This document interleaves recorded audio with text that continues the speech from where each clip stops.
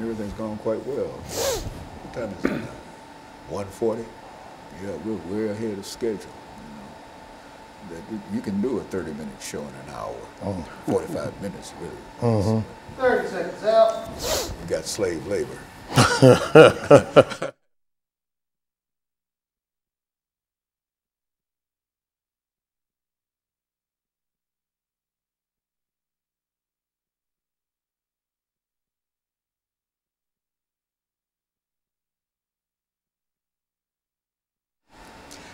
Thank you and welcome back to the final segment of the show for today.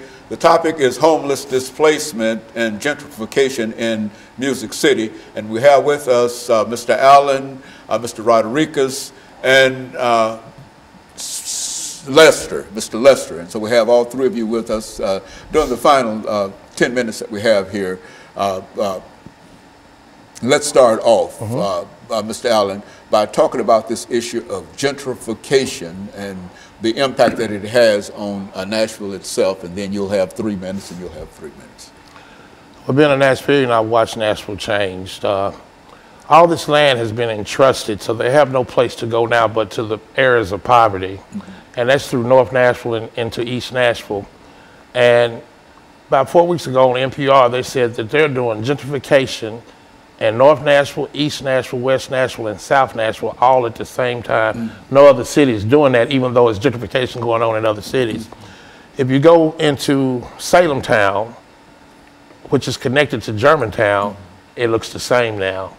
And these people, if they didn't want to sell, they have a law called eminent domain, so they will take it. North Nashville, they are building all kind of condominiums up and down Jefferson Street. They were getting ready to try to put a police station there, and they're taking it one step at a time. When the Sufferdale new baseball stadium, that kicked off the whole ball game right there, because all you have to do is cross over Jefferson and you go into Germantown. And we see it, and it's like the preachers aren't preaching about it or talking about it, and the people act like they don't understand what's going on. And it's just really not a proper way of really calling this a it city, because it's not an it city, because everybody does not have a place to live, to call sanctuary, call a home. And so what we're saying, Mr. Rodriguez, in a real sense, that while we might talk about gentrification, this really has an impact upon the lives of folks who are in those areas. And I would imagine one of the solutions might be is to provide some kind of housing for the folks who are displaced. Is that what we're saying here? Yeah, we need to find some way to prevent the destruction of affordable housing. And one reason is because it affects African American communities in particular very hard, and that's one reason why after 1980. African Americans have been disproportionately homeless. Before 1980, that wasn't really the case. So I think gentrification has something to do with that. So that no matter how old the structure might be, when you remove the structure, the house itself, no matter what the conditions might have been in that house, the people still had a place to go. And when you remove the house, the people no longer have a place to go, and they are literally homeless. I guess this is what we talk about, the destruction of the homeless population. Is that what we're talking about? Yeah, it used to be a lot more common to have single room occupancy homes, different, like really lower quality homes. While not ideal, they were still something. But as urban renewal has really taken flight, that kind of housing has been destroyed in a lot of cities. Well, Mr. Lester, in view of the fact that everywhere you look, you see some kind of skyscraper going up in Nashville, which is to say that we have the ingenuity to build as many of these things as we possibly can and as fast as we possibly can. Cannot there be some kind of agreement that we can develop at least one or two of these large structures, homeless kind of structures that will allow for some of the individuals who are made absolutely homeless to have a place to lay their heads at night? Well, you point to the building of these buildings. A large part of this is tax finance. They give tax breaks to large developers, over $300 million during the period of Carl Dean, to build these places that, the theory, I suppose, is that the prosperity will trickle down. Unfortunately, it really has not trickled down. Poverty has increased dramatically in Nashville. It's, as I said, 1 in 5 now, including 35,000 children. And yes, there should be money available to build affordable housing. Now, we're not so interested in seeing it concentrate. I work with NOAA's Affordable Housing Task Force as well as a voice. And we don't really want to see it concentrated in large projects, but units spread throughout the city so as that to break up the concentrated poverty. But also money can be provided to rehabilitate housing that is falling apart or that people are in danger of losing. The problem is the mayor has conceived of it as a relatively small problem. She's pledged $10 million this year and potentially more without a permanent source of funding. That's the amount we gave to the zoo in the past couple of years. The zoo has a capital campaign of $160 million, largely for an African savanna exhibit. We feel like the city should have a larger capital campaign for people who are either homeless or who are in danger of falling into homelessness.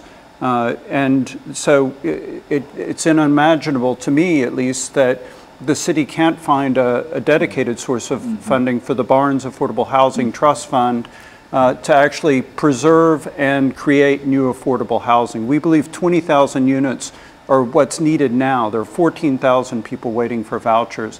And these are people, families, people with children, people that are citizens, taxpayers who've lived here for a long time that desperately need some assistance.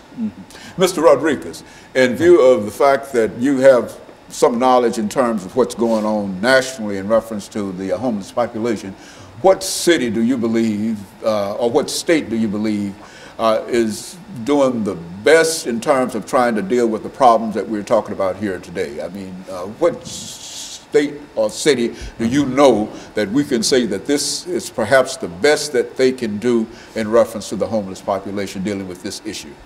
Yeah, well, I would say New York City has had the most experience. There are probably other cities that maybe have been a little more experimental and maybe have more successful policies. I know Hennepin County, Minnesota, for example, has been talked about a lot.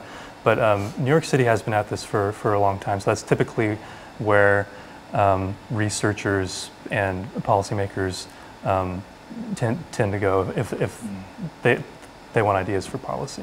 Well, now, Mr. Lester, do you think that the kind of money that we spend on other issues outside of the homeless population, do you think that some of that money might be directed toward dealing with smaller units, not necessarily congregating everybody in one building, but dealing with smaller units over a widespread area? Yes, I think that would be definitely the preferred solution. The mayor's targeted some really good things towards providing more money for schools and the like, but I don't think she recognizes the severity of the problem and of the need for affordable and workforce housing. Over half the population of Nashville, the workers of Nashville, make less than $29,000 a year. And over half the renters are cost burdened. They can't really afford the housing that they're living in, which puts them in danger all the time of becoming, ending up on the street. That's exactly right. And so in a real sense, we've got a real issue here, but it's an issue that perhaps it can be solved by money. Money might not solve everything, but do you think that we can solve some of these issues by more money? I think so. That's one thing that it's going to take is money to change the policy, and then we forget about the large population that is incarcerated that have mental illness, and they don't need to be locked up, but one day they're going to be free, and they're not going to have a home. And the question that you asked Mr. Rodriguez earlier, if you look at Sacramento and Pasadena and Buffalo, they're doing a great job as far as eradicating homelessness right now. And so you would suggest those might be some issues, some areas that we might look in terms of policymakers and we're running out of time here, but let me thank the three of you for bringing that excellent information, because I think it gives us all, at least it gives me a better understanding of what's going on, because wherever I go, over in North Nashville, East Nashville, and et cetera, I see all of these New England style homes that are there, and I know that I understand all of these things are happening. And so let me thank you, and let me encourage our audience to tune in again next week for another informative edition of Comments. Thank you, and